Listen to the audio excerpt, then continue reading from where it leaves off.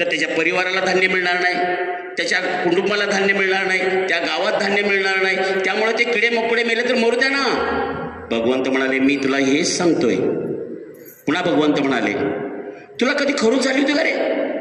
तर तो म्हणाला हो. मग ते वैद्याकडून घेऊन कधी तू लेप वगैरे लावला का त्या खर्चूला?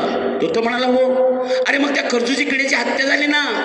काय भगवंत, मी जर त्या खर्चूच्या किड्याला जर तो लेप नाही लावला तर तो माझ्या साऱ्या कुटुंबात झाला असता, कुटुंबातनं गल्लीत झाली असती, गल्लीतनं सगळ्या गावात झाली असती खरूच. तो एक किडा मेला तर मरू द्या ना. भगवंत म्हणाले हेच मी तुला सांगतोय.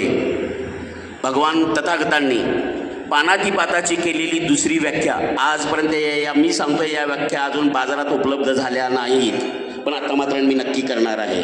दुसरी व्याख्या जरा नीट आहे का पानातिपाताची? एकूण 10 व्याख्या आहेत.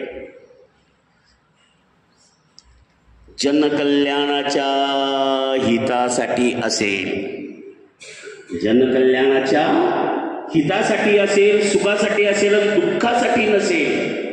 त्याचप्रमाणे स्वतःच्या सुखासाठी असेल, हितासाठी असेल आणि दुःखासाठी नसेल, अशासाठी एखादी हत्या झाली तर ती हत्या मुळीच नाही. पुन्हा एकदा नीट आहे का? जनकल्याणाच्या हितासाठी असेल, सुखासाठी असेल आणि दुःखासाठी नसेल. त्याचप्रमाणे स्वतःच्या सुखासाठी असेल, हितासाठी असेल